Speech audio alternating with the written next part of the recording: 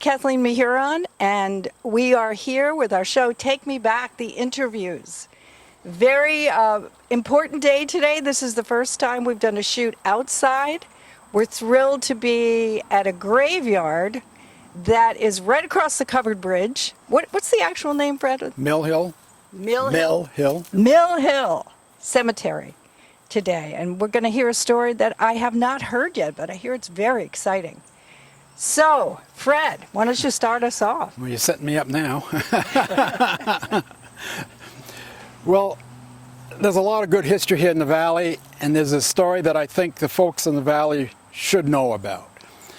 And that is, in the Civil War, there was about 100 people, 100 men from the Valley went off to the Civil War, all in one company.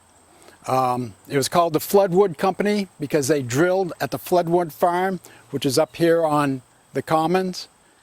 And their company commander was Orcus Wilder. And he lived where the Wilder B&B is now, on Route 100 across the road from Meadow Road or Neck of the Woods daycare facility. So I want to talk specifically about him, and more specifically about one of the privates in that company, Albert D. Barnard. Back in those days, the states were responsible for raising the troops to go off to war. Each state was given a quota. And Abraham Lincoln, after the terrible defeat of the Peninsular Campaign, ordered Vermont to come up with 5,000 troops to continue the Civil War. And in the Valley, we came up with 100 plus soldiers from the four towns, Facein, Warren, Moortown, Waitsfield, and a few from Duxbury. In that day, people joined with their brothers and their brothers and family. It was a very close-knit group, not the way we do recruitment these days. So the company from the Mad River Valley, they called themselves Floodwood, but when they were mustered into service, they were given the designation of Company B, 13th Vermont Volunteers, 2nd Brigade. And they probably formed up at the drilling parade ground at the Floodwood Farm, and they probably marched from there to Middlesex and got on trains and went to Brattleboro, where they met other units coming in from all over the state and started forming regiments and then brigades, a full brigade to be deployed. So they trained in Brattleboro for a while before they were put on trains, federalized, and sent to Washington, D.C.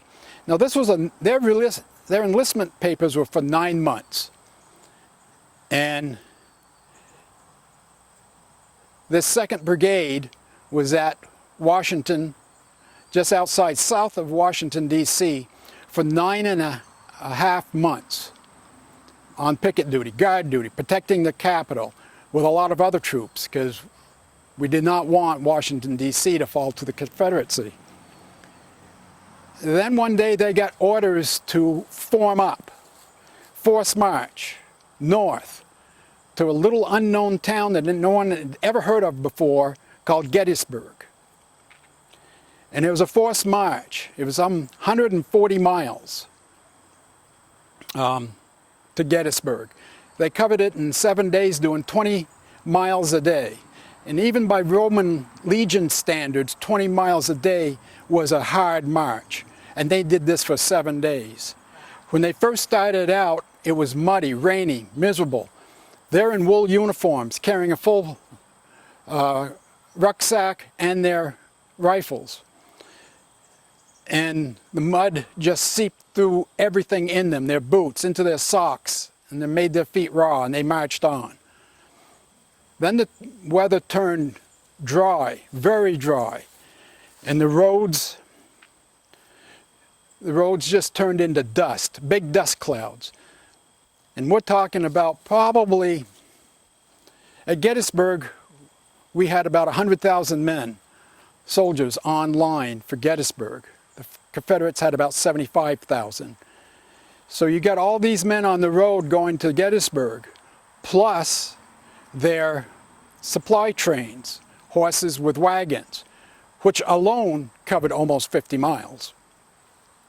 So it was a horrendous, horrendous forced march. A lot of men fell out. Even Orcus Wilder, the company commander, fell out for a period of time and was carried on in a wagon before he got his strength back and joined his men and continued on.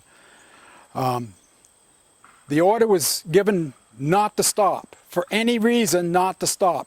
They needed the troops at Gettysburg because this was going to be a huge battle. General Lee had invaded Maryland, Pennsylvania, north, and he had to be stopped because he was heading for Washington, D.C. So it was a real sense of urgency to get our troops concentrated in or near Gettysburg. Men were falling out, dying by the side. Horses were dying, but they marched on. Our folks finally got to Gettysburg on the second day of the battle.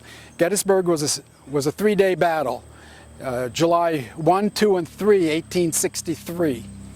Our troops, our brigade, our 2nd Brigade, commanded by General Stoddard, arrived on the second day, late in the second day, and they went on line on Cemetery Ridge.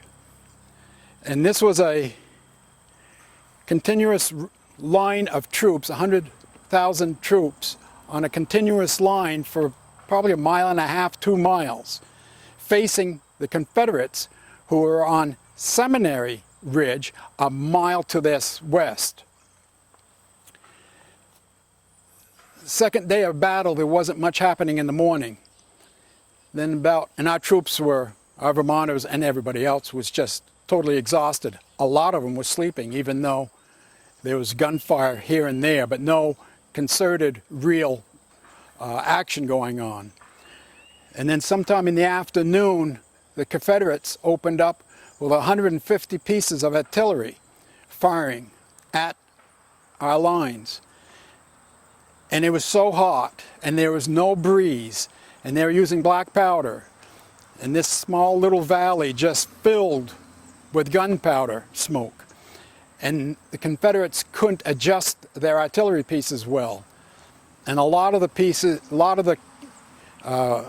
cannonballs were going right over the top of our troops and hitting the trains area behind, the supply areas behind.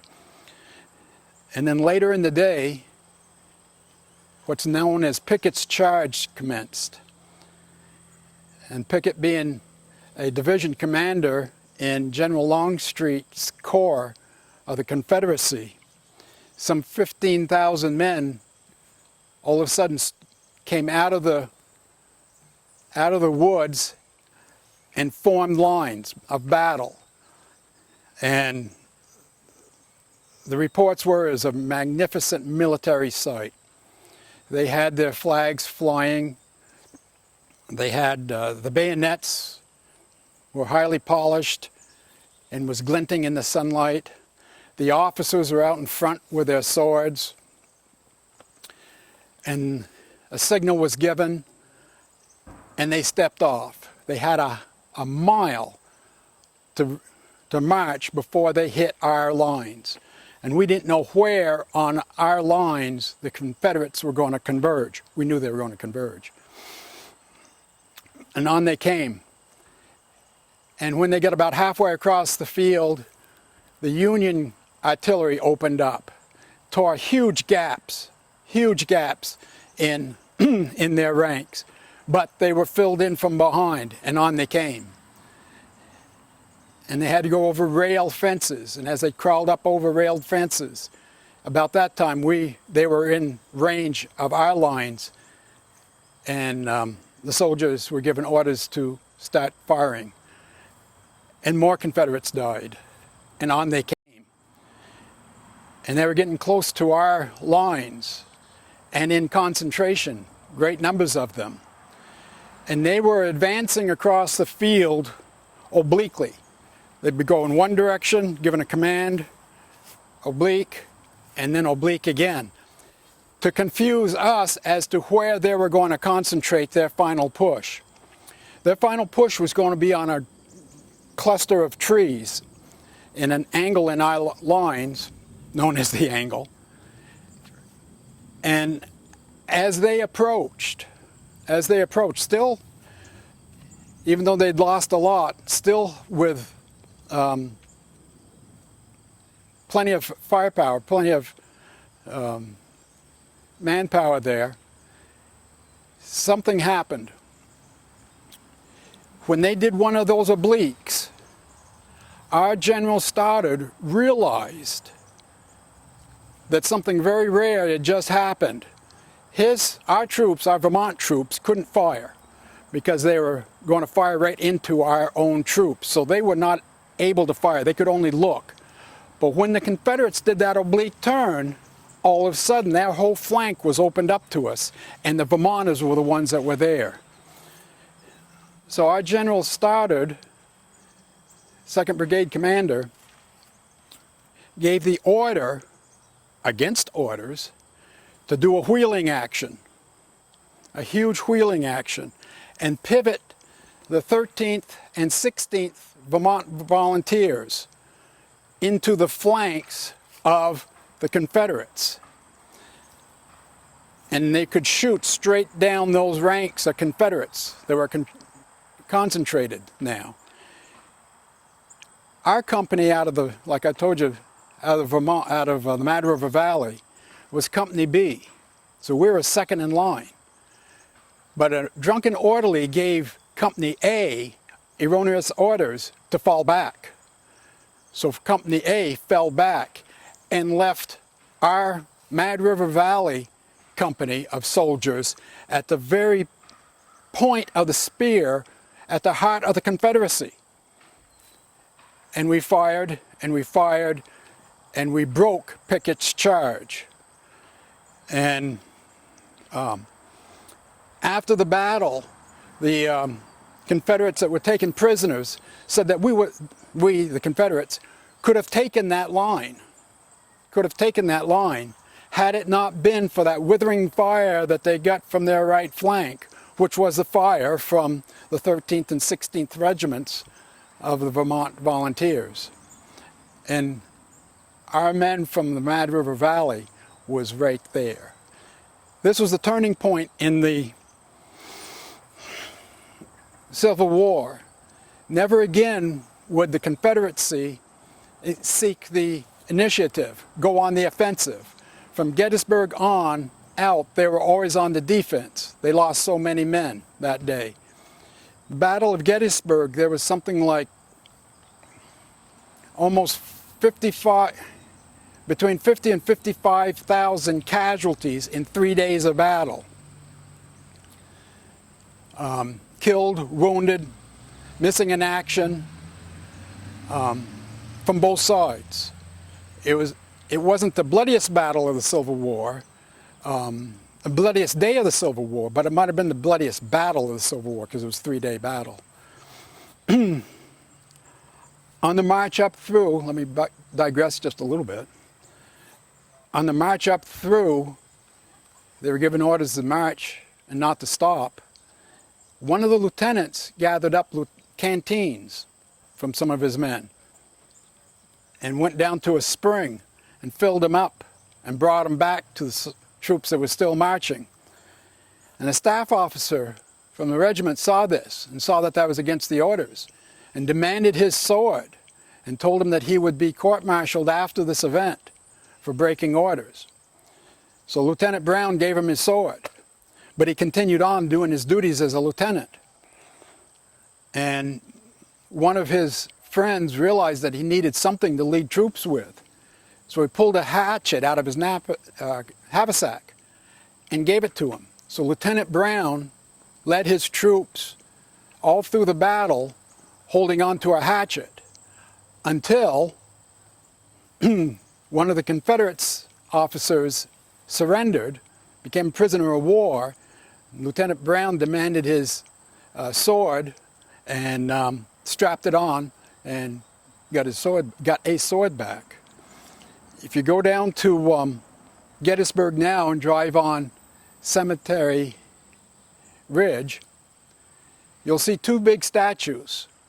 One of General Stoddard, who saved the day, on a very tall pedestal overlooking where Pickett's charge came from.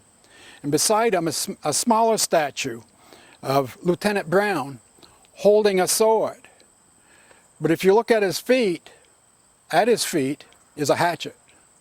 So if you're ever down there, stop and take a look at both of those statues, because Vermont really turned the tide of the Civil War that day at Gettysburg. So it was the end of the enlistments.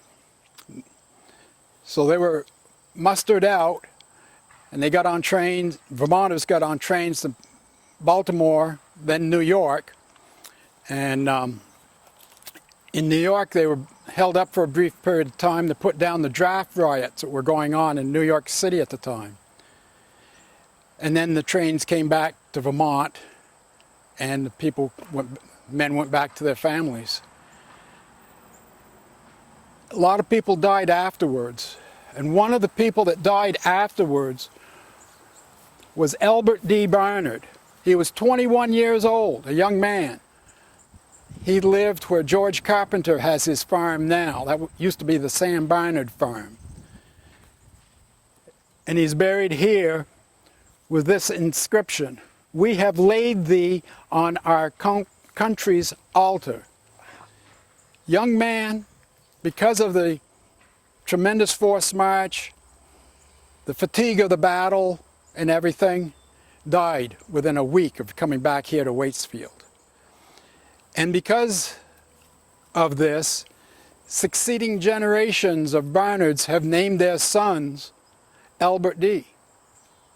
And we have here today 4 Albert D. Barnards at rest, and 1 Albert D. Barnard from Jerusalem, Vermont, over the hill from here. So there are 5 Albert D. Barnards here present today.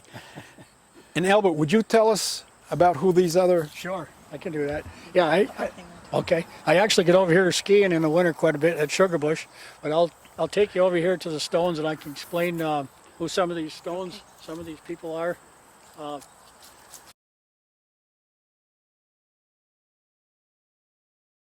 Right behind you, right behind Tony, is my dad's stone from World War II, and right beside that is my mom, his wife, of course, and my mom. So, and over here we have, right here is my grandmother Richardson. Okay, my grandmother Richardson, who grew up in Warren, and she married Albert D. the second. She married Albert D. the second, and then he died, and I was only 2 years old when he died. He died in 1948. Can you tell when he was born? Sure. Yeah, he was born in 1896. He was born in 1896, and then passed away in 1948. He was actually superintendent of the Brandon Training School for a while. That was his job. Longest period of time, I guess, was his job. And after he passed away, this was my step-grandfather, Scott Hammond, who also worked at the training school. He was like chief cook, head of the kitchen or whatever. And I remember him real well. I just barely can remember my paternal grandfather because he died when I was 2 years old. Mm-hmm. So that's my side of the story. The big stone, did you already say? The big stone we're looking at right now. The big stone, that sort of covers everybody. That's for everybody here, I think, all the Barnards in this group, this generation. So I left out one small detail. We're cousins. Yeah, we're cousins, that's right. We're cousins. That's right. We're cousins. I just found out about that this winter through a mutual friend of ours who I went to high school with, mutual friend of Fred's. And who was that? Gordon Marcel. Yeah, sure. You know Gordy? Was a retired game warden. Yeah, he and I we were in the same graduating class from a little tiny school called Shoreham High School. And we used to come over here in the winter and play against Waitsfield High School in basketball. And I still remember one of the guys, and it broke my heart, Bob Fielder. I don't remember Bob. He was killed in Vietnam, and he used to play against us. He was a big 6'5" guy, and he was really a great guy. So, yeah, so we used to come over and play basketball against these guys when I was in high school. Well, I've been saying in researching the Take Me Back stories, I've discovered if you go back a couple generations, everybody's related. Because there weren't that many people in the valley. That's true. And we have one other person that we'd like to introduce you to, Sure. who's over here just a little bit further.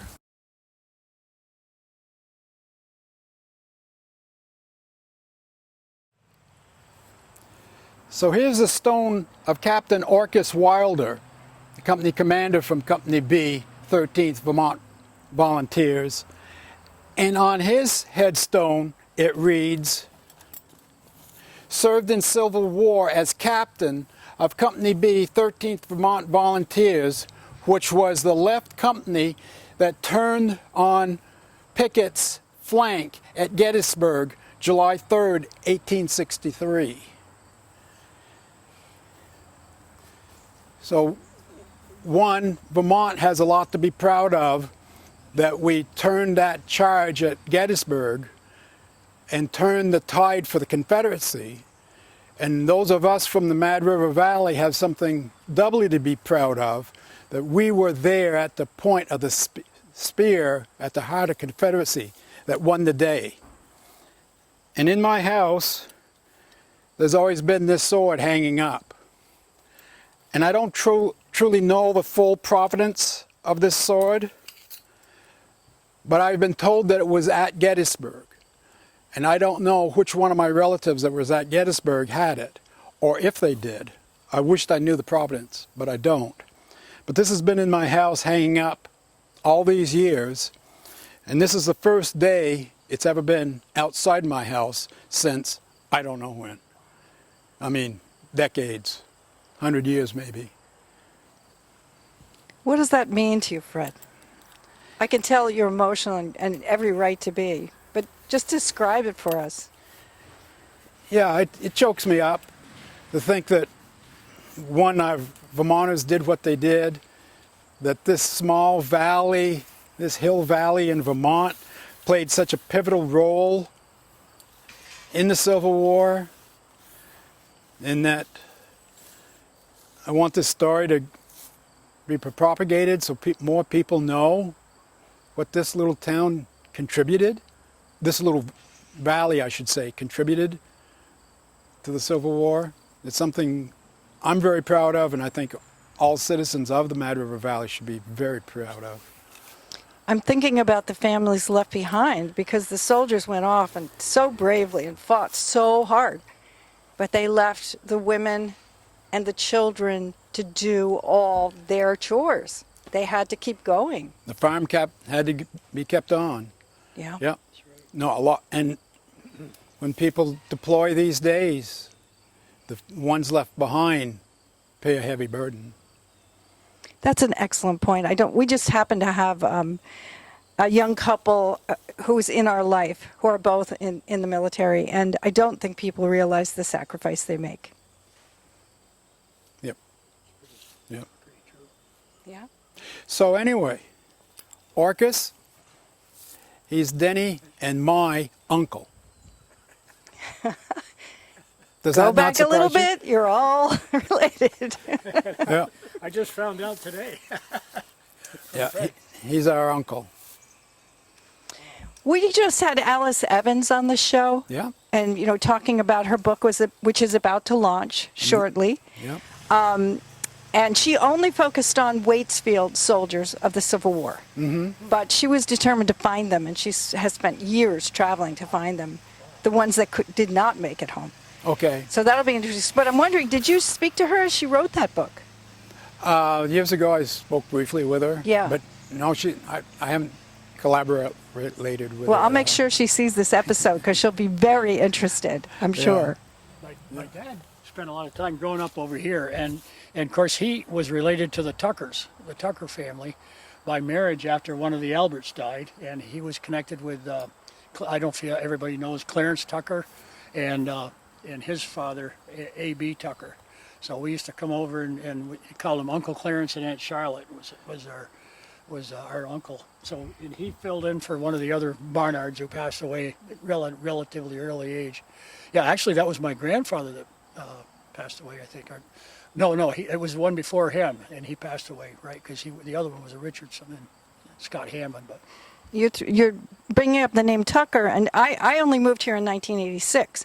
But Jerry Tucker was alive? Jerry Tucker was Clarence's son. Yeah, Okay. yeah. Jerry and Tommy Tucker were Yeah. Clarence's son, and there were two daughters. One of them was called Sister, and I can't remember the other one's name. I haven't seen them for years, but they were Clarence and Charlotte's sons and daughters. Yeah, we used to come over and visit them over in Waitsfield here. That used to be fun. We'd go and make the rounds, and also Don and Jan Barnard. Well, Yeah. Don and my father were cousins, so they were like first cousins. So we used to visit them, and other kids, Steve, Tom, and Ed, and the two girls there, Pam. Diana, Dr. Diana, Dr. Diana. and Dr. Diana, and Pam. the other gal, she's Pam, right? She's a PT up here, she lives up here. Yeah. So Jan was my mother-in-law's best friend. is that right? Yes. Oh wow. We miss her a lot. Small world, right? Oh wow. Well, it is. Here in this little valley, it's a small world. Absolutely, that's right. Yeah, she worked in the Mehuron store Yes, for a she long did. time, didn't she? For years. Yep. Yep, that's great. I just want to take Like a homecoming. this all in for a minute. You know, I'm look everywhere I look, I see a familiar name. I see a Jocelyn over here. We've already been looking at the Wilders. Stoddard name has been mentioned. And in fact, in interviewing Alice Evans about her book, I said if you had to pick one family who sent the most people, she said the Stoddards jumped to mind. This is a small community, and I don't mean to beat a dead horse here, but that was a lot of soldiers. We Mehurons have Alan Ebenezer Mehuron, went to the Civil War, and left us with all kinds of artifacts, medals. We have a rifle that was Oh, made really? in Boston. Wow. Oh, wow. And I looked it up, and it was issued to Civil War veterans. Wow. And so Oh. I'm wondering, besides the sword, Fred and Denny, what do you have? What kind of artifacts do you have? I have this sword and I have a set of binoculars. That's about it. Yeah, I'm afraid I don't have any artifacts from the Civil War. Well, this sword was made in 1812 in Sheffield, England. Oh wow. Again, I'm absolutely speechless. Not amazing. much makes me speechless, but And it's called That's an amazing. eagle. It's called an eagle pommel head sword. And the officers had to buy their own swords. They weren't issued to them. So I can only imagine that whoever needed a sword couldn't afford a brand new one, so he went to the second-hand shop at the time, or a relative or something, and got a second-hand sword from a previous war. So this is basically for the War of 1812, though it was, I've been told it was in the Civil War. I only wished I truly knew. Yeah. It's incredible. the Take Me Back project that I'm working on, I am president of Take Me Back, Inc., because we're a nonprofit, official 501c3 now, raised a nice chunk of money, and I'm starting to listen to people, to ask people the question, how are we going to display the history of our valley better? And we're in a graveyard, so that my thoughts are going there, but that's tricky, isn't it? I mean, you have to be respectful. How could we honor the history and be respectful, do you think? Doing things like what Alice is doing things like what you're doing, documenting this stuff for future generations. Right. Stories have already been lost. We know they have been. Yeah. But some of them are still here. Document them and Document them. That's right. So have them. Howard Coffin wrote 9 Months to Gettysburg. He wrote Full Duty. and everything about the Vermonters in the Civil War. You know, books like that need to be read and remembered. And I would guess taught. Now, I'm saying that I'm not criticizing any teachers because I know that Vermont history is in our state standards, but I'm not sure what the units look like when they teach it. But it's very important to have those books available. And have authors like Howard Coffin and Alice, who has, you know, documenting the real details. Now, the story I told today, I'm pulling from the top of my head. You know, I know the facts, but there could be errors. And my memory is only so good. And there's something about age, it's not improving It's any. not getting any better for me either. So I defer to people like Alice and Howard to document those real details so future generations can learn what happened.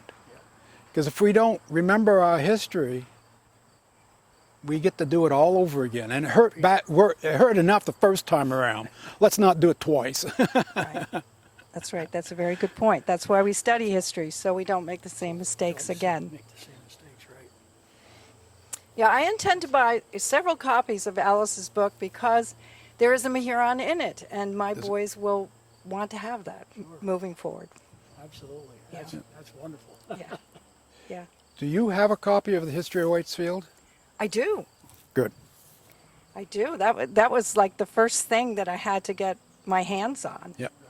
And even the Bisbee book, everybody criticizes it with the mistakes, but it's still helpful. It's very helpful. He did a lot of hard work on that. And it's difficult compiling that much information and getting everything exactly right. It's not easy. It's for academics. I mean, you notice that's not the book I wrote, right? I wrote an anecdotal history, so I told people stories because I know I'm not good at keeping tracks of dates and all that. Mm-hmm. It's an academic job and surely a labor of love. Yep. My dad had one, of History of Waitsfield, had one of the big green books. I remember he always studied it, and he was always drawing the genealogical connections and so forth. When I was just a young, I don't know what happened to it. I don't know where it went, you know. He probably still. There are still copies of that book, but the Bisbee book is really hard to find. Right. So, you know, whatever you got, hang on to it and treasure it. Right. All right. Is there anything else we want to talk about before we leave this graveyard? No, I guess not. I think I'm How about you, Denny? I asked Fred what feelings were coming up for him, but I didn't ask you. And these are your ancestors. How does it feel to be here? Well, it feels pretty good. Feels pretty good, yeah. It's choking me up. Yeah, you're proud. Yeah. Yeah, and rightly so. One thing Alice mentioned to us as we were interviewing her, and I never thought about this, that all these boys were coming from farms. They were used to fresh air, not a lot of people. And so many got sick because they were in crowds. What were you going to say, Fred? Well, when they formed, one little portion of the story I left out, when they formed up in Washington, D.C. to start the march north, the Vermonters had a reputation of marching well. Being from Vermont, hill country and everything, they knew how to walk. And they may not have looked so beautiful out on the parade field. Their uniform may have been a little disheveled, but they could walk. So the order was given to put the Vermonters ahead and keep them well closed up. And then everybody else was to keep up with the Vermonters on their way to Gettysburg. I've heard that too. And the 1st Brigade here in Vermont Army National Guard carries on that tradition, and their motto is, put the Vermonters ahead. Really? To this day. To this day? Yep. And that's where it came from? And that's where it came from. Put the Vermonters ahead and keep them well closed up. And everybody else had to run after us. Follow suit. Words to live by, everybody. Put us Vermonters ahead. Well, Denny, thanks so much for traveling today to see us. It's good to meet you. Good to meet you and everybody, Tony, and it's great. The part of it, just a small part. Thanks a lot to Fred. He certainly does know his history. He's done a lot of research here. Really, This is Fred, awesome. thank you. This is I awesome. can't believe the information you're holding in your head. Well, I'm glad you got it on tape right now today. We did it. Well, thank you, everybody. We are really having a great time. This is the 16th episode of Take Me Back, the interviews. And in addition to having fun, I really do think we're doing something important, which is to archive the stories of people who are not going to be around forever. And neither am I. So I'm trying to make a difference right now. If you know someone that you think I should talk to, even though this is a small town, I don't know everybody. That may be shocking, but I really don't. And they don't necessarily know me either. So, you can give me a call. If you Google Mary Kathleen Mehuron, you get my website. You can find me very easily, and please do. We look forward to hearing from you. Thanks again for Take Me Back, the interviews. We're changing location for a moment. We were at Mill Hill Cemetery, and we drove up here to the Waitsfield Common, which at one time was a settlement. What is now kind of two triangles was a big rectangle, and that was the town green. And there was a church, and I have reports there was even a store here at one time. And we are in this cemetery with Fred Messer, and he's got another story to tell us. Well, in 1801, Jonathan Wallace moved to Waitsfield with his slave, who was affectionately known as Black Sam, Samuel Deering. And the Wallace farm is the big red barn white house next to the 1824 house. That was the Wallace farm for generations. So when Black Sam was brought to Waitsfield in 1801, Waitsfield, Vermont,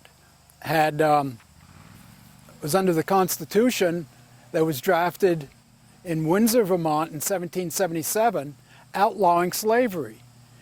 So when Jonathan Wallace came to Waitsfield, he had to set Sam free. And Sam, being 90 years old at the time and having worked his whole life for the Wallace family, told him that, no, you have eaten at old Sam's flesh, now you may pick his bones. Basically saying, I've worked and slaved for you, literally, my whole life, and now I'm senior, you can take care of me for the rest of my days. So when Sam died, they brought him up here and buried him in an unmarked grave. And even though Vermont was progressive and outlawed slavery, there still was a stigma. So the church was clear down at the other end of the cemetery. So they buried Sam in the furthest corner of the cemetery. The cemetery lots used to be right along these maple trees here to the rail fence and down.